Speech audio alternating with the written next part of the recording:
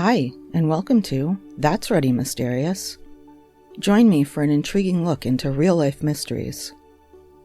Who was the mad gasser of Mattoon? What was whaling at the Wilga waterhole? I'm not going to solve those mysteries, but they'll be interesting to learn about. I'm your host, Kelly with an I. Transcripts and references for all episodes can be found at that'sreadymysterious.wordpress.com. No apostrophe and no exclamation point. Today's tale is about the Gurdon light. Bob Thompson is the president of the Clark County Historical Association. He said, "You would see this tiny, tiny light. What we saw was kind of reddish golden light. It looked like someone had a baseball cap with a flashing light on it." He also said, "What will scare you, though, is when it gets the size of a baseball cap and sometimes you can see it swinging. It is not just coming at you, it is moving. Then it disappears, so you say, well, I did that, fine, let's go back to the car. You turn around and it is behind you. That is when you get scared." Gurdon is in Clark County in southwest Arkansas. It's about 85 miles, or a little over 136 3/4 kilometers south of Little Rock. The Gurdon light can be seen moving through the trees near the now decommissioned railroad tracks off Interstate 30, just east of Highway 67. The light is whitish blue, sometimes orange, sometimes yellowish white, and sometimes orangish red. It occurs on many nights. It is not weather dependent. The floating light sways back and forth across where the train used to travel, approximately 1 to 3 feet off the ground. It is said to be there all the time, but it is only visible at night. The light was first seen in the 1930s, and since the 1950s, it has been a ritual for students to go look for it. Some claim to be chased by the light. Some others claim to have seen more than just the light. They say they have seen the ghost of a man along with it. Gurdon local Billy Tarpley said of the light, "It is always in a place where there is no electricity around. It shows up when it chooses to show up, and when it chooses for you to see it, you see it. It has been that way for many years." What is the Gurdon light? There are several theories. The first theory is that the light is simply car headlights coming from Interstate 30. However, the location of the Gurdon light is too far from the interstate for this to be the cause. Also, people first began seeing the light before the interstate was built. Another theory is that the light is the result of piezoelectric effect. The piezoelectricity is created by materials like ceramics and crystals. When these materials are bent or squeezed, they create electricity and sparks. A similar effect can be seen in sparks of winnow-green lifesavers, but this is triboluminescence. Underground quartz crystals could be under stress and cause an electric reaction, creating a glow.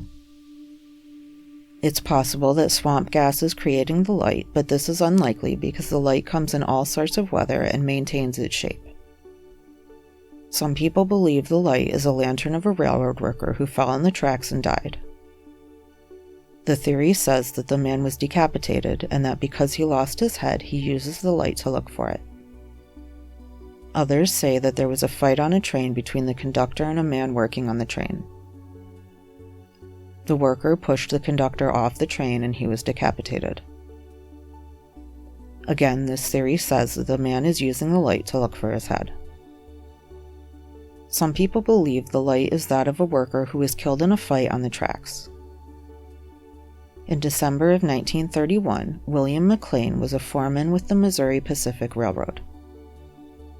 He fought with an employee named Lewis McBride over how many days McBride could work. It was said that McBride got angry that McLean couldn't give him more days to work, and he killed McLean over it. McBride said that he killed McLean because McLean had accused him of being the reason for a train accident a few days prior. The murder was reported in the December 10, 1931 issue of the Southern Standard. The report said that McLean was killed by a member of the crew that was working for him. There were no eyewitnesses to the murder. McBride, 38 years old at the time, came into Gurdon before quitting time and was acting suspicious. When McLean didn't return home, he was reported missing to the sheriff. That's when police arrested McBride. McBride was brought to jail in Arkadelphia, where he eventually confessed to the murder after much questioning. He told the police where the body would be, as well as where to find the spike maul used to commit the murder. McBride told police that McLean had run after being struck. McBride chased and hit McLean continuously until he was dead. The killing occurred about 1/4 mile or 402 meters from where the attack began. The light was first seen shortly after this incident. Lewis McBride stood trial for the murder beginning on February 2, 1932. He was found guilty and sentenced on July 8, 1932. The July 14, 1932 issue of the Southern Standard reported his execution by electric chair. Dr. Charles Lemming from Henderson University has been researching the light for years without coming to a final conclusion as to its cause. He believed that it was either the result of swamp gas or headlights from cars on the interstate. The Gurdon light was featured on Unsolved Mysteries in 1994. The episode aired on December 16, 1994, and was filmed in October of that year. The show created renewed interest in the Gurdon light. Bob Thompson said, "Gurdon has been known for this for years. Like I said, it is not something that is, does it exist? Yes, there is no doubt about it that it does exist, but rather, what is it? Nobody has been able to explain that. Not on national television, local television, no one." Morris Lowe was a University of Arkansas Little Rock mass communications student in 2012 when he was assigned a documentary about the Gurdon light. He said, "Down there on the tracks, that there is this light, some people call it a ghost light, a mysterious light, it floats about this high. Everyone I talked to just had this attitude of, yeah, it's there, you can take it or leave it." What is the Gurdon light? Is it the light of a long-dead ghost? Or is it something more natural? What do you think?